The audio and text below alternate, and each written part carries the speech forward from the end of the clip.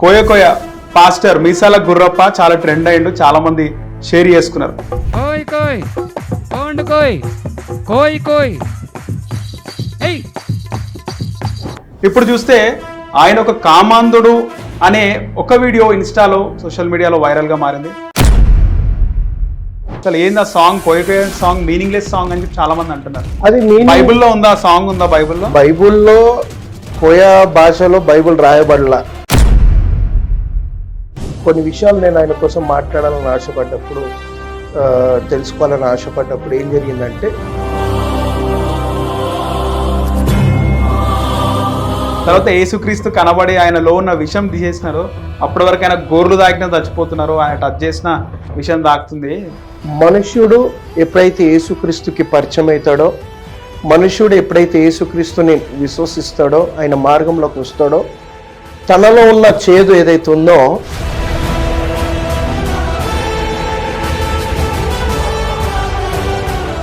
ఇప్పుడు ఏమనుకోద్ది ఈ క్వశ్చన్ అడుగుతున్నాను. నార్మల్ గా ఆయన చెప్పినప్పుడు దేవుడు ప్రత్యక్షమై మొత్తం కూడా రిమూవ్ చేసినాడు అని చెప్పేసి. యేసుక్రీస్తు ప్రభు వచ్చిండు, మరణించిండు, ఆయన వెళ్ళిపోయిండు. అవును, వెళ్ళిపోయిన తర్వాత మళ్ళీ ఇంకోసారి రాబోతున్నాడు. అలాంటప్పుడు ఆయన అప్పటి వరకు కూడా తన జాతి ఆడపడుచుల మీద ఇలాంటి లైంగిక వేధింపులు చంపేస్తున్నారు అనుభవించి అన్నప్పుడు ఆ టైంలో దేవుడు ఎందుకు రాలేదు అని చెప్పేసి నా క్వశ్చన్. అది కాదు, ఆయన ఇదంతా కూడా పబ్లిసిటీ స్టంట్ అని చెప్పి. పాస్టర్లకు కూడా పాలిటిక్స్ ఉంటాయా? పడదా? పడట్లేదు కదా, అందుకోసమే భ్రష్టు పట్టిపోతుంది. ఒకసారి లైవ్ లో ఒకసారి ఆయనకు కాల్ చేస్తారా? ఒక్కసారి 1 minute మాట్లాడే ప్రయత్నం చేస్తాం.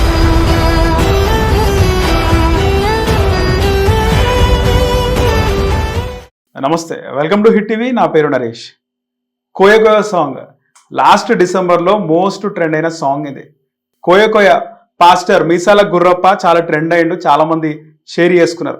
తర్వాత కొన్ని ఇంటర్వ్యూలు బయటకు వచ్చినాయి. మీసాల గుర్రప్పని ట్రోల్ చేస్తుంటే ఆయన మాత్రం బయటకు వచ్చి ఒక ఎమోషనల్ స్టోరీ చెప్పినాడు. తన జాతి ఆడబిడ్డలపై అప్పట్లో అగ్ర కులాల వాళ్ళు అడవుల్లో అనుభవించి వాళ్ళను చంపేసినారని. సో ఆ తర్వాత కోయ కోయ మాస్టర్ కమర్షియల్ అయిపోయిండు, ఎవరికి ఇంటర్వ్యూలు ఇవ్వట్లేదు అని తెలిసింది. ఇప్పుడు చూస్తే ఆయన ఒక కామాంధుడు అనే ఒక వీడియో ఇన్స్టాలో సోషల్ మీడియాలో వైరల్గా మారింది. దీనికి సంబంధించి మనం ఈ కోయ కోయ పాస్టర్ మీసాల గుర్రప్పకు చాలా రోజుల నుంచి పరిచయం ఉండి ఆయన గురించి తెలిసినటువంటి pastor Secunderabad cantonment pastors federation president Julius Santosh గారు మనతో పాటు ఉన్నారు, మాట్లాడదాం. నమస్తే సార్. నమస్తే అండి. మీకు మీసాల గుర్రప్ప గారు కోయ కోయ పాస్టర్ ఎప్పటి నుంచి పరిచయం ఉంది? సో ఆయన ఏంది నిజంగా, ఆయన గురించి వస్తున్న వదంతులు, ఆయన కామందుడు అనే ఒక వీడియో 24 hours నుంచి బాగా వైరల్ అవుతుంది, ఏమంటారు దీనిపైన? నాకు కొన్ని రోజుల నుంచి ఆయన పరిచయము. ఆయన కోసం నేను తెలుసుకున్నప్పుడు ఆయన మంచి సేవనే చేసి ఉన్నాడు. మన ఏపీ ప్రాంతంలో అనేకమైన ఊర్లలో, పల్లెటూర్లలో ఆయన అద్భుతంగా దేవుని ద్వారా వాడబడిన వ్యక్తియే. సో నాకు ఆయన కోసం తెలుసుకున్నప్పుడు ఆయన ఒక ట్రైబల్కి సంబంధించిన వ్యక్తిగా నేను ఆయన విషయంలో నేను తెలుసుకున్నా. సో కొన్ని విషయాలు నేను ఆయన కోసం మాట్లాడాలని ఆశపడ్డప్పుడు, తెలుసుకోవాలని ఆశపడ్డప్పుడు ఏం జరిగిందంటే, ఆయనకు పరిచయం ఉన్న వాళ్ళు ప్లస్ నాకు పరిచయం ఉన్న వాళ్ళు కొంతమందితో ఆయన కోసం ఎంక్వైరీ చేసినప్పుడు ఆయన మంచోడే, ఆయన కోసం అంత నెగిటివ్గా ఏం నాకు ఫీడ్బ్యాక్ రాలే ఆయన కోసము. సో అద్భుతమైన వ్యక్తియే. సో కొన్ని రోజుల ముందు ఆయనతో మాట్లాడున్నాను నేను, అయ్యా ఏంటి విషయము ఏంటంటే కొంతమంది కావాలని నా మీద ఇట్లా ట్రోల్ చేయడము, ఇబ్బందికరంగా వీడియోలు చేస్తున్నారని చెప్పి నాకు చెప్పినాడు ఆయన. కానీ ఆయన కోయ కోయ సాంగ్ గురించి అసలు ఏంది ఆ సాంగ్? కోయ కోయ సాంగ్ మీనింగ్లెస్ సాంగ్ అని చెప్పి చాలా మంది అంటున్నారు. అది బైబిల్లో ఉందా? సాంగ్ ఉందా బైబిల్లో? బైబిల్లో కోయ భాషలో బైబిల్ రాయబడలా. దానికి అర్థం ఉందా? బైబిల్లో ఉందంటున్నారు కదా. సో ఆయన మదర్ టంగ్, అది ఆయన లాంగ్వేజ్ అది. అవును. నేను ఆయన కోసం చూస్తున్నప్పుడు, ఆయన కొంచెం చదువుతున్నప్పుడు, కొన్ని విషయాలు వీడియోలు చూస్తున్నప్పుడు ఆయన చెప్పిన విషయం ఏంటంటే, ఈ కోయ భాషను నేను రిప్రజెంట్ చేయాలి, నా భాష, నా ఒక మదర్ టంగ్ ఏదైతే ఉందో అది నేను ప్రజలకు నేను చూపించాలి అని చెప్పేసి ఆయనలో ఒక తపన అయితే కనిపించుండే, తపన ఉంది. సో ఆ తపనతో ఆయన భాషను ఏం చేస్తున్నాడంటే, ఈ యొక్క పాట ద్వారా దేవుని స్తుతిస్తూ, దేవుని ఆరాధిస్తూ ముందుకు తీసుకొచ్చినట్టు ఆయన ఎక్స్ప్లెనేషన్ ఇచ్చిండు. ఒక ఇంటర్వ్యూలో నేను చూసి ఉన్నా. సో ఇప్పుడు ఆ భాష ఏందో నాకు తెలియనప్పుడు దానికోసం అంటే ఇంటర్వ్యూలో చెప్పొచ్చు, మనం అనుకున్నది ఇంటర్వ్యూలో చెప్పొచ్చు. కోయ కోయ సాంగ్ దాంట్లో మీనింగ్ ఉందా అంటున్నాను, మీకు తెలిసి. మీనింగ్ అంటే ఇప్పుడు ఆయన ఒక మాట అంటున్నాడు, కోయ కోయ అంటే ఇంకా 2-3 మాటలు మాట్లాడుతూ వెళ్ళినప్పుడు అన్నాడు, లేడీస్, జెంట్స్, ఆడోళ్ళు, మగోళ్ళు అందరు రండి, మనము నేను ఆనందిస్తున్నా, మీరు కూడా ఆనందించండి అని చెప్పి ఆ మాటలో అర్థాలని చెప్తున్నాడు. ఇప్పుడు అర్థము మనకు తెలియనప్పుడు ఒక వ్యక్తి అయిన భాషను తీసుకొచ్చి, అది మరుగైపోయిన భాష. మనము మన రాష్ట్రాల్లో, తెలుగు రాష్ట్రాల్లో మనం జనరల్ గా మాట్లాడే తెలుగు భాష మనం మాట్లాడుతుంటాం, హిందీ మాట్లాడుతుంటాం, ఇంగ్లీష్ మాట్లాడుతుంటాం. ఈ కోయ భాష ఎప్పుడు కూడా మన ముందు రాల. ఎవరు కూడా మన ఈ జనరల్ పబ్లిక్, మన పబ్లిక్ లో వచ్చి ఈ విషయాలు ఎప్పుడు ప్రచురింపాల, ఆ భాషను ప్రచురింపాల. సో ఒక వ్యక్తి మాట్లాడుతున్నప్పుడు ఆ భాషకు అర్థం మనకు తెలియదు. మొదటిగా భాష అర్థం మనకు తెలియనప్పుడు ఇది బైబిల్లో లేదని చెప్పి కూడా మనం చెప్పడానికి వీల్లేదు. ఇది నా పర్సనల్ అభిప్రాయం. ఏంటంటే ఆయన భాషను ఆయన తర్మాజు చేసుకొని ఆయన జనాల్లోకి తీసుకొచ్చి నా భాషలో దేవుని ఆరాధించాలని ఆశపడుతున్నప్పుడు దాని విషయంలో మనం ఇంత కాంట్రవర్షియల్ గా దాన్ని ఆత్మీయంగా తీసుకెళ్లి దాన్ని తప్పుడు తొవ్వలో తీసుకెళ్లడం కరెక్ట్ కాదని నేను అనుకుంటున్నాను. అదే సాంగ్ లో కోయ కోయ అనే సాంగ్ ఉండి కోడిని కొయ్యి అభ్యంతరం కొయ్యేనా లేకపోతే మనకు అట్లా వినబడుతుందా అని చెప్పి నేను చాలా సార్లు నేను కూడా అదే అనుకున్నాను. కొంచెం ఇబ్బందికరంగా ఉండే నాకు కూడా. ఎందుకంటే దాంట్లో ఏదో కోడిని కొయ్యి అన్నట్టు నేను పాట విన్నా. మాట్లాడుతూ బ్యాక్గ్రౌండ్ లో వేరే ఇంకొక వాయిస్ వచ్చి కోడిని కొయ్యి అన్నట్టు వినిపిస్తుంది. సో అది క్లారిటీ తీసుకోవాలి ఆయనతో. ఎందుకంటే ఆయన ఏ ఉద్దేశంలో, ఆయన ఉద్దేశాలు మన ఉద్దేశాలు కావు కదా. సో ఆయన ఏ ఉద్దేశంలో ఆ పాటను పాడుతున్నప్పుడు, ఆ పాటను రికార్డ్ చేస్తున్నప్పుడు ఈ యొక్క మాటను అక్కడ పెట్టిండో మనకు తెలియదు. ఒక్కసారి ఆయనని తెలుసుకుంటేనే మనం తెలుసుకోవాలి. ఇప్పుడు ఆయన అభిప్రాయం ఏముండే, అసలు ఎందుకు అది వచ్చింది అని చెప్పేసి మనం తెలుసుకోవాలి. ఇంకొక విషయం ఏంటంటే దీనికోసం నాకు తెలిసింది, ఈయన ఒక 35 సంవత్సరాల ముందు మాకు తెలిసిన ఒక ఊర్లో పోయి సువార్త చెప్పడానికి వెళ్ళుండే. సువార్త చెప్పడానికి వెళ్ళినప్పుడు అక్కడ 30 సంవత్సరాల స్టోరీ నేను చెప్తున్నాను. అంటే ఇప్పుడు మనకు గడిచింది డిసెంబరు, చాలా మందికి ఇప్పుడు ఇది 1 సంవత్సరం 2 సంవత్సరాల ముందే తెలుసు. బట్ 35 సంవత్సరాల ముందే ఈ పాట ఆయన పాడుతూ తిరిగిండు పల్లెటూర్లలో. సో ఆ టైంలో ఈయన ఈ పాట పాడుతున్నప్పుడు ఒక పెద్దాయన దీనికి కౌంటర్ గా కిందికని కోడిని కోయి అని ఒక స్వరంని లేపినప్పుడు ఈ పాటకి ఇది అటాచ్ అయింది ఆ రోజుల్లో. 35 years కింద. ఎందుకంటే అప్పటి నుంచి ఇదే సాంగ్, అప్పటి నుంచి ఇదే పాట. అప్పుడే డిసైడ్ చేసుకున్నాడు. నాకు ఎట్లా తెలిసిందంటే, నా సంఘ ఒక విశ్వాసి తను 7-8 సంవత్సరాల ముందు, ఇది విజయవాడ కృష్ణా డిస్టిక్ దగ్గరలో జరిగింది నేను చెప్తున్నాను. తన చిన్నగా ఉన్నప్పుడు ఈ మీసాల గుర్రప్ప అనే పాస్టర్ ఆ ఊరికి వచ్చి ఆ ఊర్లో సువార్త చెప్తున్నప్పుడు ఈ పాట పాడిండంట. ఈ పాట పాడి కోయి అనే పాట పాడుతున్నప్పుడు అప్పుడు ఊర్లో ఎంటర్టైన్మెంట్ ఇదంతా. ఎందుకంటే సీరియస్ గా ఉండకుండా అప్పుడు జానపదాలు ఈ టైప్ లో పాడుతున్నప్పుడు ఈ వ్యక్తి కూడా ఈ పాటను పాడి తన ఒక భాషను ప్రమోట్ చేస్తూ వస్తున్నప్పుడు అప్పుడు కూడా ఈ పాటను ఇలాగే పాడుతుండే. అయితే మా బిలీవర్ నాకు చెప్పిండు, పాస్టర్ గారు నేను 8-9 సంవత్సరాలు ఉన్న టైంలోనే ఈ వ్యక్తి మా ఒక ఊరికి వచ్చిండే, అప్పటి నుంచి ఈ పాట పాడతాడు, కానీ చాలా ఫేమస్ అప్పటి నుంచి ఈ పాట, కానీ ఇప్పుడు బయటికి వచ్చింది ఇది యూట్యూబ్ లోని. నా ఒక అన్వేషణ ఏదైతే ఉందో నేను తెలుసుకున్నప్పుడు నాకు ఈ విషయాలు తెలిసినాయి బయట. ఓకే. సో ఈయన ఇప్పుడు కమర్షియల్ అయిందా అంటే నా దృష్టిలో కమర్షియల్ అయినా చెప్పి వింటున్నాం. ఏమో అది కమర్షియల్ అంటే మన దృష్టిలో ఇప్పుడు నేను నిన్న మొన్నను కూడా మాట్లాడినా, ఆయనతో ఫోన్ చేయగానే నాకు రెస్పాండ్ చేసి మాట్లాడిండు, హ్యాపీగా మాట్లాడిండు. ఒకవేళ కమర్షియల్ గా మారిపోయి ఉంటే మేబీ నాకు కూడా రెస్పాండ్ అయి ఉండడేమో. మీరు తోటి పాస్టర్, ఒక పాస్టర్ కి, అసోసియేషన్ కి, ఫెడరేషన్, ఏదైనా సరే ఒక వ్యక్తికి ట్రెండ్ అయిపోయిన తర్వాత, ఒక హెచ్చింపు వచ్చిన తర్వాత కొంతమందిని కేర్ చేయరు కొంతమంది. ఇది వాస్తవే. మేబీ ఆయన ఎందుకు ఇంటర్వ్యూలు ఇస్తలేడో ఆయన పర్సనల్ అది. ఒకవేళ చాలా మంది ఆయన ఇబ్బంది పెడుతున్నారేమో, నాకు కావాలని ఇబ్బంది పెట్టలే, అట్లా తప్పించుకొని ఏమైనా తిరుగుతున్నాడో, లేకపోతే ఆయన పర్సనల్ విషయాలు ఏమోనేమో మనకు తెలియదు కదా. నాకు తెలిసి ఆయన కమర్షియల్ కాదు, చాలా పేదవాడు, పేద పాస్టరు, ఏ సపోర్ట్ లేదు. నాకున్న ఆయన కోసం ఉన్న ఇన్ఫర్మేషన్లో చాలా చిన్న పాస్టర్, అంటే పేదోడు, చాలా పేదోడు. సో ఆయన గతంలో మాట్లాడుతూ ఆయన ఒంటి నిండా విషం ఉంది, విషం పెట్టి పెంచినారు నన్ను. తర్వాత పున్నమి నాగు సినిమాను కూడా తనను ఇన్స్పైర్ అయ్యే తీసినారు ఆ సినిమా అని చెప్పి మాట్లాడినారు. నిజమేనా? అది పెద్ద బిస్కెట్ అంటారా?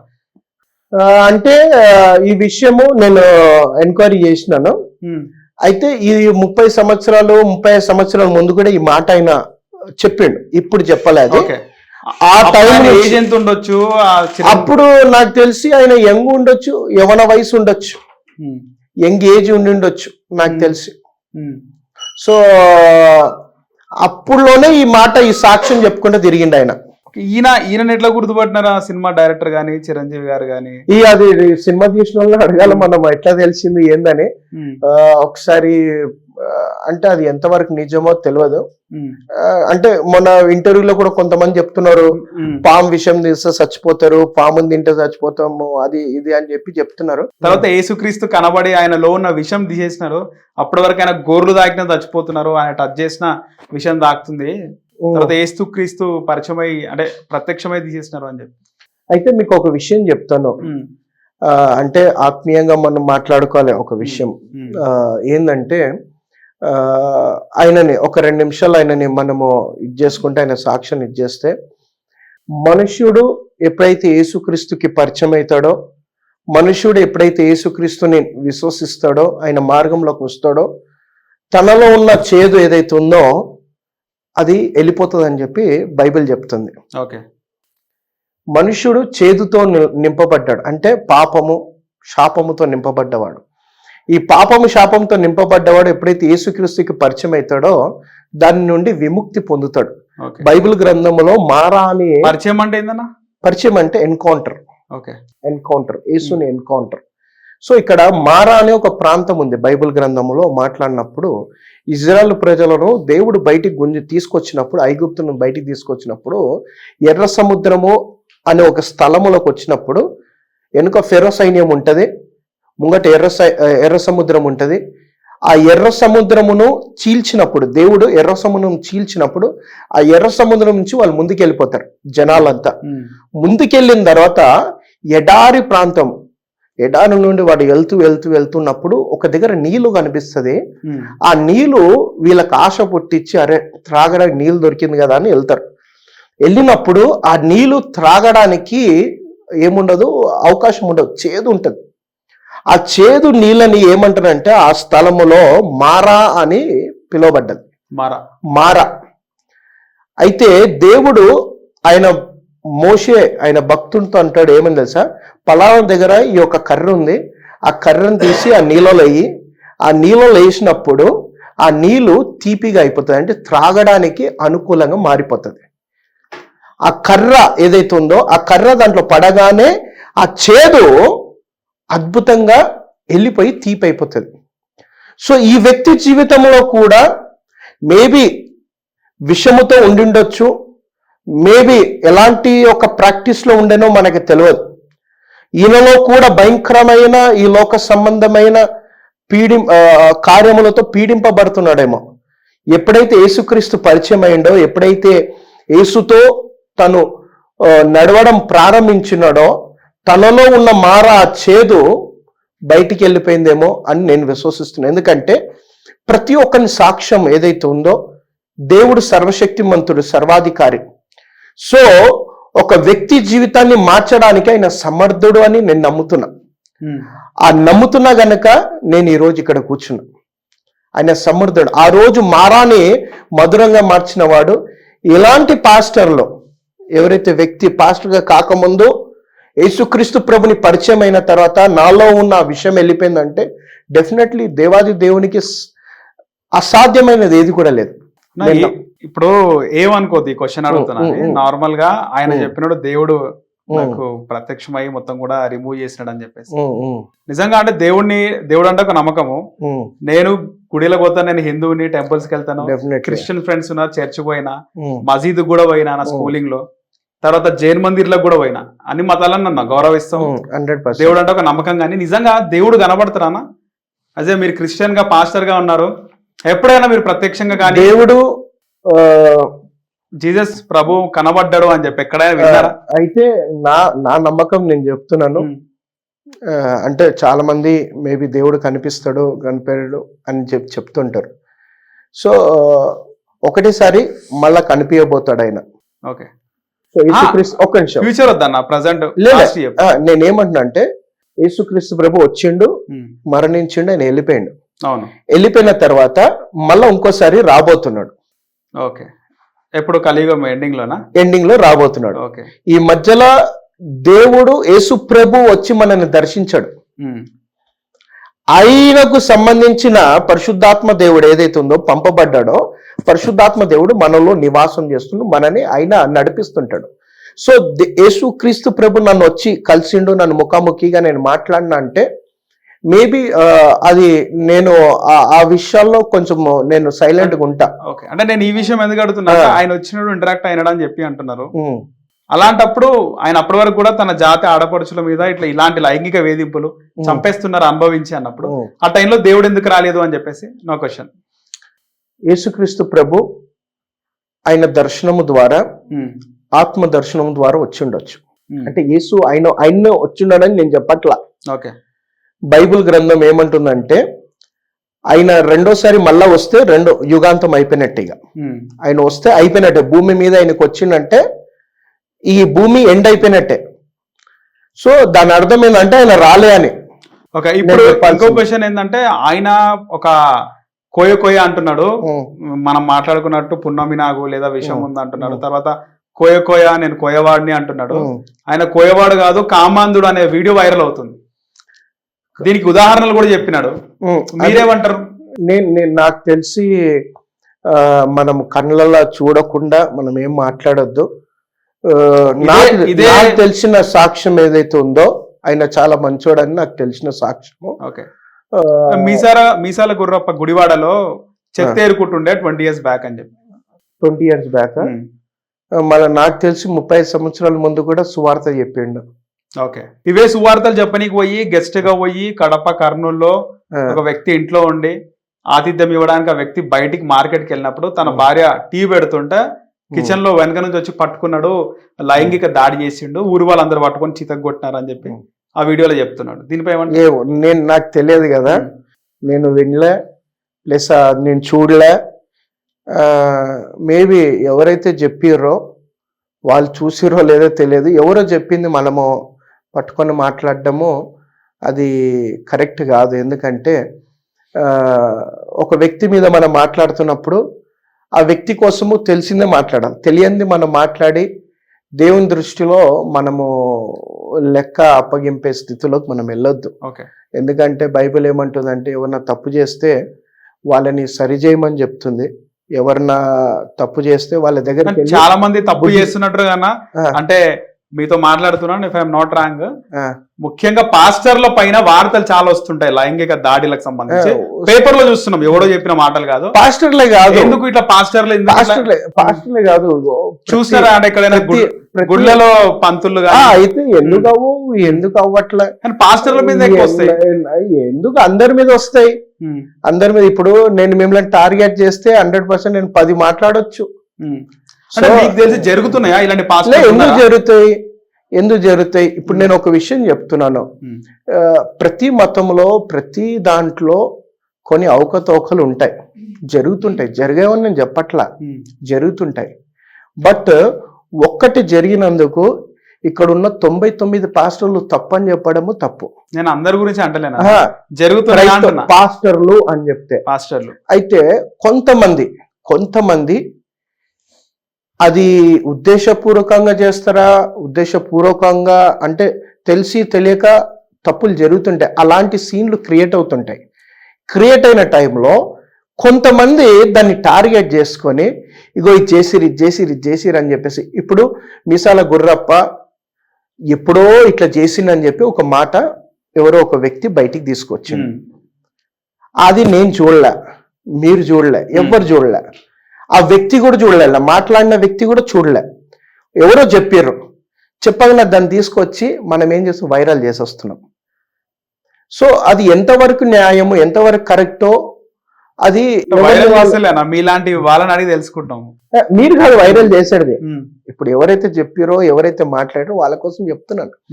అయితే మనకి చూడనిది ఎప్పుడు కూడా మనము దాన్ని జడ్జిమెంట్ ఇచ్చి దాన్ని ఈ వ్యక్తి ఇట్లా అని చెప్పేసి ఒక వ్యక్తి క్యారెక్టర్ని మనం పాడు చేసే ఇది రైట్స్ మనకు లేదు. ఇంకో విషయం ఏంటంటే, మనం ఎప్పుడైతే ఒక వ్యక్తి క్యారెక్టర్ని మనం పాడు చేస్తామో ఒక విషయం గుర్తుపెట్టుకోవాల్సిన అవసరం ఉంది. తను ఒక అద్భుతమైన సేవ చేస్తున్నాడు, ఒక 100 మందికో 200 మందికో సువార్త ప్రకటిస్తున్నాడు. తన ఆత్మీయ జీవితం పాడైపోయి అక్కడున్న 100 మంది డిస్టర్బ్ అయిపోతారు. ఒక్క వ్యక్తిని మనం ఇబ్బంది పెట్టినందుకు తనను ఫాలో చేస్తున్న ఇంకొక 100 మంది 200 మంది 300 మంది ఏమైపోతుంది అంటే వాళ్ళ మైండ్ చెడిపోతుంది. సో క్రైస్తవత్వంలో కొంతమంది కరప్ట్ చేసే వాళ్ళు ఈ రోజుల్లో చాలా మంది తేలిపోయి ఉన్నారు.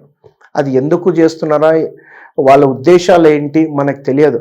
వాళ్ళు క్రైస్తవులు నిజమైన క్రైస్తవులా లేకపోతే నటించే క్రైస్తవులా?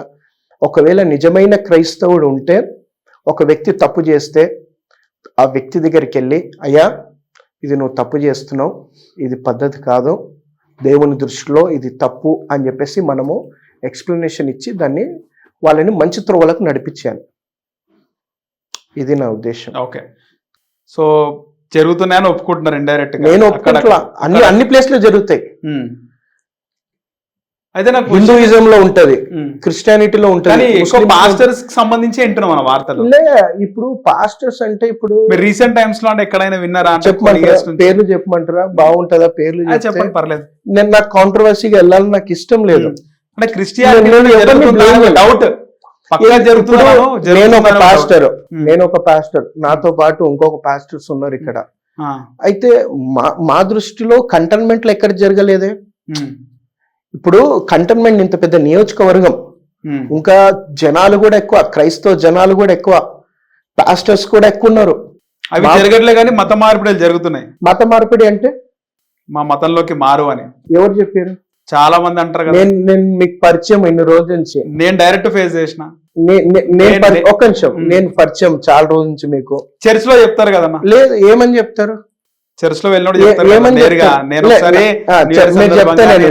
2010 అనుకుంటా, 10-11 లో వెళ్ళినప్పుడు వాళ్ళ అంటే నార్మల్ గా ఫ్రెండ్స్ ఉంటారు కదా, ఫ్రెండ్స్ ఎప్పుడు పోయినప్పుడు వెళ్ళాలనిపిస్తుంది. చర్చికి పోయినాం. అప్పుడు పోతే చర్చ్ లో ఈసారి న్యూ ఇయర్ అని విషెస్ చెప్పి ఈ సంవత్సరం ఎండింగ్ వరకు ఇంకా చాలా మంది మన మతంలోకి రావాలని చెప్పి అక్కడ ఉన్న పాస్టర్ అన్నది నేనే సాక్ష్యం. విషయం ఏంటంటే అది లాస్ట్ డే నేను పోవడం, ఇంకా మళ్ళీ పోలే చర్చ్. అయితే మీరు తప్పు విని ఉండొచ్చు. లేదన్న, కరెక్ట్. అట్లా మతం అనే కెమెరాలో తప్పు చెప్పండి. నేను కెమెరా ముందే మాట్లాడుతున్నా.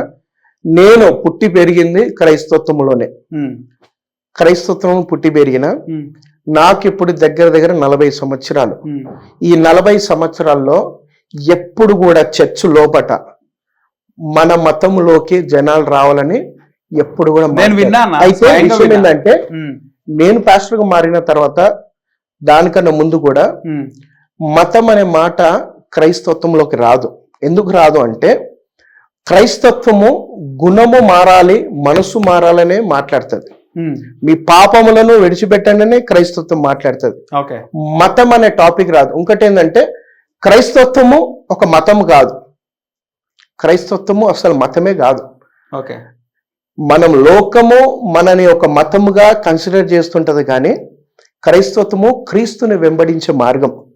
సో క్రైస్తత్వము ప్రచురించేది, క్రైస్తత్వము చెప్పేది ఏంటంటే, మీ మనస్సులను మార్చండి, మీ గుణాలను మార్చండి, పాపములను విడిచిపెట్టమనే మాట్లాడుతుంది తప్ప ఎప్పుడు కూడా మతములకు రండి అని చెప్పదు. నేను ఇప్పటిదాకా నేను ఎవరికి చెప్పలే. నేను ఒక 15 సంవత్సరాల నుంచి సేవలో ఉన్నా. ఇప్పటిదాకా నా ఒక్క మెసేజ్ కూడా ఉండదు మత మార్పిడి అనే మాట. రీసెంట్ గా కర్నూలు జిల్లాలో అనుకుంటా, కర్నూలేనా, రీసెంట్ గా కర్నూలు జిల్లాలో ఒక దాడి జరిగింది హిందూస్ కి ముస్లిమ్స్ కి, రిపీట్, హిందూస్ కి క్రిస్టియన్స్ కి. ఆడ వాళ్ళు మతం మారాలని చెప్పేసి వీధిలో తిరుగుతుంటే మీరు కూడా చూసిండొచ్చు వార్త చూడలేదు చెప్పండి. రీసెంట్ గా వాళ్ళు తిరుగుతా ఉంటే మా ఇళ్లలో వచ్చి ఎందుకు మీరు మాట్లాడుతున్నారంటే ఎవరు తిరిగి క్రిస్టియానిటీని వాళ్ళని కొట్టడం జరిగింది మతం మారాలన్నప్పుడు. ఆ మొత్తం కూడా ప్యూర్ హిందువులకు సంబంధించినటువంటి ఊరు అది, గ్రామం, ఓకే, కర్నూలు జిల్లా. మేబీ అయితే వీళ్ళు 15 మంది ఉంటే అందులో ఒక వ్యక్తిని కొడితే, క్రిస్టియన్ వ్యక్తిని, ఆయన పోయి 200 మందిని తీసుకొచ్చి రాళ్ళదాడి చేయించింది ఇంటి మీద. క్రిస్టియన్స్ రీసెంట్ గా 15 days బ్యాక్, 20 days బ్యాక్. కావాలంటే మీకు వీడియోలో మన వీడియోలో ఆ వీడియో కూడా వేస్తాను. చూడలేదు, నేను ఆ వీడియో చూడలేదు. ఎందుకు ఇట్లా జరుగుతుంది అంటే, అయితే ఇప్పుడు కొంతమందికి ఎట్లుంటది అంటే భారము, కొంతమంది కరపత్రాలు పంచుకుంటా తిరిగే వాళ్ళు ఉన్నారు కొంతమంది. ఇప్పుడు క్రిస్టియానిటీని ఒక దాన్ని బేస్ చేసుకొని కంప్లీట్ క్రిస్టియానిటీని మనం జోకలేం. నేను క్రిస్టియానిటీకి రిప్రజెంటేషన్ చేసే వ్యక్తిని కాదు, ఎందుకంటే నాకన్నా చాలా మేధావులు ఉన్నారు క్రైస్తవ సమాజంలో.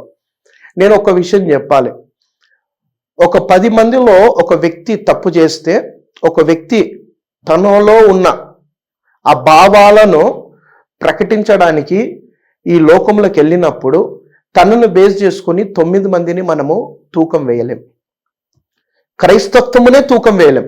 ఆ చేసిన వ్యక్తి తనలో ఉన్న ఉద్దేశము, ఆ వ్యక్తిని ఒక వ్యక్తి కొట్టగానే, నాకు తెలిసిన ట్యాంక్ బండ్ మీద ఒక విషయం జరిగింది. ఇట్లనే మార్నింగ్ పూట కరపత్రాలు జీసస్ లవ్స్ యూ అని ఏదో చెప్పుకుంటే వెళ్ళిండు. ఒక 10 మంది కలిసి ఆ వ్యక్తిని కొట్టిరు, బాగా కొట్టిరు. కోమా స్టేజ్లోకి వెళ్ళిపోయిండు. ఓకే, బాగా అయిండు. కానీ వాళ్ళ మీద పోలీస్ కేసు లేదు, ఏం లేదు, వాళ్ళని క్షమించి వదిలేసిండు. సో క్రైస్తత్వంలో ఇంత ప్రేమ కలిగిన వారు కూడా ఉన్నారా అని బయటికి రాదు, ఎవరు చెప్పరు. 10 మంది కలిసి నన్ను కొట్టినప్పుడు నేను సరే పోన్లే క్షమించేద్దాం అనే వార్త బయటికి రాదు. అదేం కరపత్రం, అదేం కరపత్రం, వాక్యాలు అంతే, వేరే ఏముంటుంది దాంట్లో, వాక్యాలు ఉంటాయి. సో ఒక వ్యక్తి తన ఉద్దేశపూర్వకంగా తను ఇదైపోయి అవుట్ బస్ట్ అయ్యి 10 మంది కొట్టగానే ఇంకొక 20 మందిని తీసుకొచ్చి అక్కడ గొడవ చేయడంలో అది ఓన్ ఇంట్రెస్ట్, అది వాళ్ళ సొంత ఇంట్రెస్ట్. యేసుక్రీస్తు ప్రభు నువ్వు నీ కన్నును కొడితే ఇంకో కన్ను అట్లా చెప్పట్లా, ప్రేమించమంటున్నాడు, క్షమించమంటున్నాడు, అంతే. ఇది క్రైస్తత్వము. సార్ ఫైనల్ గా పోయా పాస్టర్ కోసం ఏం చెప్తారు? నాకు తెలిసి ఆయన చాలా సీనియర్ వ్యక్తి, మంచి సేవ చేసి ఉన్నాడు, అద్భుతంగా తెలుగు రాష్ట్రాల్లో వాడబడిన వ్యక్తి. ఇంకా ధైర్యంగా నిబ్బరంగా దేవుని సేవ చేయాలని నేను ఆశిస్తున్నా. కొన్ని కాంట్రవర్సిల్ పనులు ఏదైతున్నాయో దాన్ని కొంచెము ఆయన మానేసి, కానీ ఆయన సాంగ్ కి, ఆయన ఇంటర్వ్యూలో చెప్పేదానికి ఏం పొంతం లేదు అసలుకి. సాంగ్ అంటే ఇప్పుడు నాకు అది విన్నప్పుడు నాకు కొంచెం ఇబ్బందికరంగా ఉండే. మేబీ నేను కూడా అడుగుతా, నేను ఎందుకు అది పెట్టినావు అని అడుగుతా. ఎందుకంటే ఆ పాట ఏంది అసలు, నేను ఆ పాట కొన్ని అర్థాలు నేను తెలుసుకున్నప్పుడు చెప్పేది ఏంటంటే, నేను సంతోషంగా ఉన్నా, నాతో పాటు మీరు కూడా సంతోషించండి, నేను ఆనందిస్తున్నా మీరు కూడా ఆనందించండి, నేను నాట్యం ఆడుతున్నా మీరు కూడా నాట్యం ఆడండి, క్రీస్తు నా జీవితాన్ని సంతోషంతో నింపి ఉన్నాడు, మీ జీవితాలు కూడా సంతోషంతో నింపుతాడని కొన్ని అర్థాలు అని చెప్పి నేను విన్నా. ఆయన చెప్తున్నాడు కదా, నన్ను తయారు చేసింది మా తండ్రులు తాతలు, ఈ విధంగా నన్ను పెంచినారు, ఈ దాడులకి నేను ఒక ఆయుధంగా నన్ను తయారు చేసినారు అని చెప్పేసి. కానీ ఆయన రియల్ లైఫ్ లో కానీ ఆయన ఎక్కడ చాలా వీడియోలు ఉన్నాయి ఆయన ఇన్స్టాకి సంబంధించి లేదా ఫేస్బుక్ లో, కానీ అది ఎక్కడ ఆయన స్పీచ్ లో కనిపించలేదు. అయితే నాకు తెలిసిన విషయం ఏంటంటే, ఆయన 13 సంవత్సరాలు ఉన్నప్పుడు, 13-14 సంవత్సరాలు ఉన్నప్పుడు, చిన్నప్పుడు ఆయన బాల్య వయసులో ఆయనను అట్లా పెంచినారని చెప్పి, ఆయన చిన్న ఉన్నప్పుడే పుట్టగానే వాళ్ళ నేటివ్ ఎక్కడ నాకు తెలిసి విజయవాడ దగ్గరలో, కృష్ణా డిస్ట్రిక్ట్ ఎక్కడనో, ఆయన గుడివాడ దగ్గరలో అనుకుంటున్నా, అక్కడ అడవి ప్రాంతం. అంటే ఆయన ట్రైబల్ అని చెప్పి నేను విన్నా. అంటే నాకున్న ఇప్పుడు ప్రెసెంట్ లో ఆయన ఉండేది అక్కడే, అక్కడే, కానీ కొన్ని సంవత్సరాల ముందు కూడా అక్కడనే. నేను వినింది ఏంటంటే ఆయన ట్రైబ్ అని మాత్రం విన్నా, ఎందుకంటే ఒక 30 సంవత్సరాల ముందు అదే ఆయన ప్రచురించింది కూడా అదే, నేను ట్రైబ్ని అని చెప్పి చెప్పుకున్నాడు. సో మా వాళ్ళని కూడా నేను తెలుసుకుంది కూడా తెలుసా మీకు ముందు ట్రైబ్ లో క్రిస్టియానిటీ ఉంటదని చెప్పి. ఎందుకు లేరు, ఉన్నారు చాలా మంది ఉన్నారు. ఇక్కడ శ్రీశైలం ఫారెస్ట్ లో అటు సైడ్ ఉన్నారు, నల్లమల్ల ఫారెస్ట్, మళ్ళీ ఇటు సైడ్ కూడా ఉన్నారు, ఎక్కడ మన విజయనగరం అవతల ట్రైబ్స్ ఉన్నారు, చాలా ట్రైబ్స్ ఉన్నారు. బట్ ఈ కోయా ట్రైబ్ నాకు వీళ్ళది ఎక్కడనో నాకు తెలియదు, బట్ ఉన్నారు, ట్రైబ్స్ ఉన్నారు, ఓకే, రకరకాల ట్రైబ్స్ లో ఉన్నారు. మరి ఇప్పుడు ఇక్కడ కూడా ఉన్నారు కదా, మన ఏది విజయనగరం శ్రీకాకుళం తర్వాత కొంతమంది పాస్టర్స్ కూడా నెగిటివ్ గా మాట్లాడుతున్నారు. అంత సినిమా లేదు అసలు, ఆయన అది కాదు, ఆయన ఇదంతా కూడా పబ్లిసిటీ స్టంట్ అని చెప్పి. పాస్టర్లకు కూడా పాలిటిక్స్ ఉంటాయా? పడట్లేదు కదా, అందుకోసమే భ్రష్టు పట్టిపోతుంది. అంటే సిద్ధాంతం ఒకటే కదా, సిద్ధాంతం ఇప్పుడు ఒకటి ఉన్నప్పుడు మాట్లాడరు నాకు తెలిసి. ఏముంటది మరి మోటో? ఇప్పుడు వీళ్ళు వచ్చి మాట్లాడుతున్నారు, దాని అర్థం వీళ్ళు కూడా పబ్లిసిటీ అంటే అనుకోకుండా నైట్ బాగా ట్రెండ్ అయినాడు, బాగా వైరల్ అయినాడు, వీడేంది ఎక్కడోడో, వాని ఎందుకు మనం హైలైట్ చేయాలని కూడా మాట్లాడుతున్నారు కదా. ఇంకా హైలైట్ చేస్తున్నారు కదా ఆయన మీద, కామాంధుడు అని ఒక బ్రాండ్ వేస్తున్నారు కదా. ఇప్పుడు వేసే ఒక వ్యక్తి వేసినాడు ఆ మాట, ఎంత ఆయన నెగిటివ్ చేస్తుంటే అంత ఆయన ఎక్స్పోజ్ అవుతున్నాడు కదా, ఎంత నెగిటివ్ చేస్తుంటే అంత ఎక్స్పోజ్ అవుతున్నాడు. అది దేవునికి తెలుసు, ఆయన చేసినాడా తప్పు చేసినాడా లేదా దేవునికి తెలుసు. దేవుని దృష్టిలో ఆయన న్యాయం తీరుస్తాడు అదే. ఓకే, సో మీరు ట్విన్ సిటీస్ నుంచి రిప్రజెంట్ చేస్తున్నారు, ఆయన ఏమైనా వచ్చే అవకాశం ఉందా? పిలుస్తున్నారా? దీనిపైన ఏమన్నా స్టాండ్ తీసుకునే అవకాశం? డెఫినెట్లీ ఆయనతో మాట్లాడుతాం విషయంలో. అయ్యా ఏంటి పరిస్థితి, పాటకు అర్థమైతే మాకు చెప్పినాడు, బట్ ఈ కోడింగ్ లైవ్ లో ఒకసారి ఆయన కాల్ చేస్తారా? ఒక్కసారి మాట్లాడే ప్రయత్నం చేద్దాం. మీరు కాల్ చేస్తున్న వ్యక్తి వేరే కాల్ లో మాట్లాడుతున్నారు, మీరు వేచి ఉండండి లేదా తర్వాత మళ్ళీ కాల్ చేయండి. ఇది ఆయన పర్సనల్ నంబరు, సో రమ్మంటే వస్తాడు. బట్ ఒక విషయం ఏంటంటే ఈ పాట మీద కొన్ని క్లారిటీలు కూడా తీసుకోవాలి, ఎందుకంటే కొంతమంది పిల్లలు కూడా దాన్ని పాడుతున్నారు. ఆ అర్థాలు తెలిసినప్పుడు ఫుల్ ఫ్లేజ్ లో దాన్ని మనం పాడడానికైనా సరే దాన్ని ఆచరించడానికి బాగుంటుంది. బట్ దాని కొయ్యి ఏదైతే ఉందో అసలు నిజంగా అది కోడిని కొయ్యేనా లేకపోతే అది కొయ్యి ఆ భాషలో ఆయన రిప్రజెంట్ చేస్తున్నాడా, దాన్ని తెలుసుకుని ముందుకెళ్తే బాగుంటుందని నేను కూడా అనుకుంటున్నాను. మరోసారి ట్రై చేద్దాము, చేయండి. మీరు కాల్ చేస్తున్న వ్యక్తి వేరే కాల్ అన్నాడు. సో లాస్ట్ ఎప్పుడు రీసెంట్ గా మాట్లాడినారు మీరు? 2 days బ్యాక్. ఏమన్నారు? ఏం లేదు, జనరల్ గా ఏం జరుగుతుందయ్యా ఏంటి విషయాలు అని చెప్పి జనరల్ గా మాట్లాడినా. ఇట్లా అవుతుంది, ఇంటర్వ్యూస్ చాలా మంది అడుగుతున్నారు, నేను ఇవ్వట్లేదు,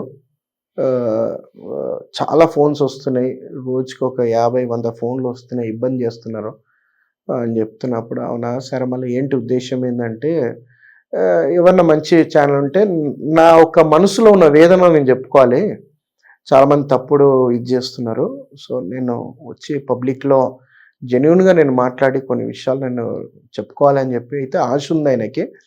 సో ఒకవేళ ఆయనకు మంచి ఆపర్చునిటీ ఉంటే వస్తాడు ముందుకు వచ్చి మాట్లాడు. 35 years నుంచి ఆయన పాస్టర్ గా ఉన్నాడా లేకపోతే? 35 years నుంచి ఆయన ప్రీచ్ చేస్తున్నాడు. ఓకే, 35 years నుంచి ప్రీచ్ చేస్తున్నాడు. ఈ విషయం అయితే నాకు 100% క్లారిటీ. ట్రస్ట్ పెట్టిండు ఆయన? లేదు ట్రస్ట్ ఏం లేదు. ఈజ్ ఏ ప్రీచర్ అంతే, ఎవరిన పిలుస్తుంటే వెళ్ళి సువార్త చెప్తుంటాడు, చెప్పేసి వచ్చేస్తాడు అంతే. ముఖ్యంగా క్రిస్టియానిటీకి ఫండ్స్ అబ్రాడ్ నుంచి వస్తాయి, ఫండ్స్ బాగా అని చెప్పి ఎవరు చెప్తారు అంటే బయట బాగా మామూలుగా మాట్లాడుకునేది. ఇప్పుడు నేను ఒక విషయం చెప్తా, అంటే ఫారెన్ కంట్రీస్ నుంచి వస్తాయి, ఈ మతం కూడా అక్కడ నుంచి వచ్చింది కదా. ఎవరు చెప్పారు వచ్చిందని? మీకు ఒక విషయం చెప్పాలా? చెప్పండి. ఫారెన్ కి, అమెరికాకి, వేరే దేశాలకు వెళ్లే ముందు కన్నా సువార్త భారతదేశానికి వచ్చింది. ఎక్కడి నుంచి వచ్చింది? ఇజ్రాయెల్ నుంచి వచ్చింది, అమెరికా నుంచి రాలేదు. భారతదేశంలో పుట్టలేదు, బయట దేశం. ఇప్పుడు కాంట్రవర్షియల్ గా వెళ్ళమంటే వెళ్దాము, చెప్పండి పర్లేదు, మనకు కాంట్రవర్సీ కాదు. ఒక విషయం నేను చెప్పాలా, ఇప్పుడు హిందూయిజం ఎక్కడ పుట్టింది? భారతదేశంలో లే. ఈ యొక్క వద్దులే మళ్ళీ, ఎందుకు లేని కాంట్రవర్షియల్ ఎందుకు? నేను ఇప్పుడు నేను ఒక విషయం చెప్తాను. యేసుక్రీస్తు ప్రభు చనిపోయిన తర్వాత 30 ఇయర్స్ యేసుక్రీస్తు చనిపోయిన 30 ఇయర్స్ తర్వాత తోమా అనే శిష్యుడు 12 మంది శిష్యులలో తోమా అనే శిష్యు భారతదేశానికి ఆ రోజు వచ్చిండు. తోమా అనే వ్యక్తి ఎక్కడి నుంచి ఇజ్రాయెల్ నుంచి ప్రయాణం చేసుకుంటా మన కేరళకు వచ్చి కేరళ నుంచి తమిళనాడులో వచ్చి ఆయన చనిపోయిండు. ఓకే, సో ఆయన తీసుకొచ్చినాడు. అప్పుడులో వచ్చింది సువార్త. ఓకే, ఈ నిన్న మొన్న రాలే. చాలా మంది ఒక భ్రమలు ఉన్నారు, నిన్న మొన్న వచ్చింది. ఇది 2000 సంవత్సరాల దగ్గర ఉన్నప్పుడు వచ్చిన సువార్త భారతదేశానికి. ఓకే, ఎవరినన్నా హిస్టరీ తీసుకొని ఫోర్ ఫాదర్స్ కూడా క్రిస్టియన్స్. చరిత్ర మొత్తం అది క్రిస్టియనే, రోమన్ క్యాథలిక్. కానీ తాతల పేర్లు అడగకుర్రి. తాత దాకా తెలుసు, ముత్తాత పేరు తెలియదు. ఓకే, సో ఇది కూడా కంటిన్యూ చేయండి కాల్ వచ్చేలోపు. డెఫినెట్లీ. మీరు కాల్ చేస్తున్న వ్యక్తి వేరే కాల్ లో మాట్లాడుతున్నారు. అలాగే పెట్టండి. వేచి ఉండండి. The person you have called is speaking to someone else. You can wait or call again later. ఓకేనా, సో అందులోపు ఒక చిన్న క్లారిటీ తీసుకుందాము. మీరు ఇప్పటిదాకా కాంట్రవర్సీ అవుతున్నారు కదా, అది ఒకసారి మాట్లాడదాం. అంటే నాకు కూడా కొన్ని డౌట్లు అంటే హిందూస్ ఇక్కడ మతాల గురించి తెలిసిన వాళ్ళు లేదా ప్రొఫెసర్ కాసిం లాంటి వారు కొన్ని విషయాలు చెప్పినారు. సో మీరు క్రిస్టియానిటీలో ఉన్నారు కాబట్టి ఇప్పుడు మీ దాంట్లో మాట్లాడుకున్నది ఏంది, మీకు తెలిసింది ఏంది, అది పాస్టర్ గా మీరు ఏం చెప్తారు?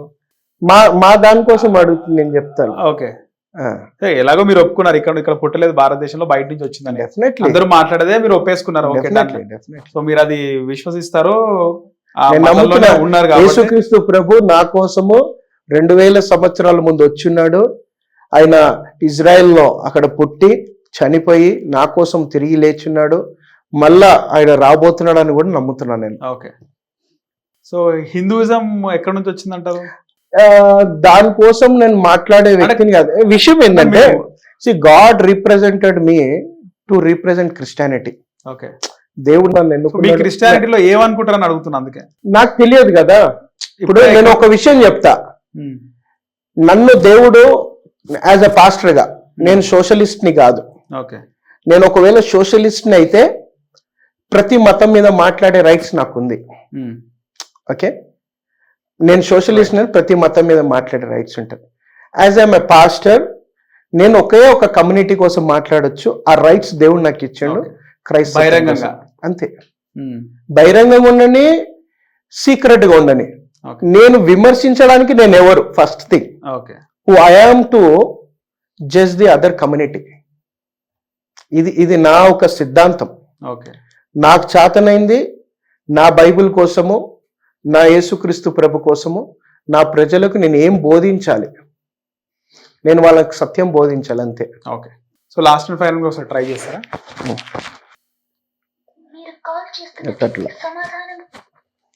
ఆయనకు డౌట్ వచ్చింది అంటే మేబీ షూట్లో ఉన్నానేమో అనుకున్నాడు. ఓకే, అట్లా కూడా వస్తుందా? మేబీ ఆయనకు తెలుసు కదా రేపు 11 గంటలకు నేను షూట్లో ఉంటాను చెప్పినారు ఆల్రెడీ. ఇంటిమేషన్ ఉంది. ఓకే, నేను మాట్లాడుతున్నా అని చెప్పి నన్ను ఆల్రెడీ ఇంటిమేషన్ ఉంది. ఆయన రమ్మన్నా కదా నేను. సో ఫైనల్ గా ఆయన క్లీన్ చిట్ ఇచ్చినారు. అయితే ఇంకా ఆయన చాలా నేను క్లీన్ చిట్ ఇవ్వట్లా. నేనేమంటున్నానంటే ఆయన కోసం ఆయన చేసిండా లేదా నాకు తెలియదు, నేను చూడలేదు కదా. ఆయన కోసం ఉన్న సాక్ష్యము నాకు తెలుసు.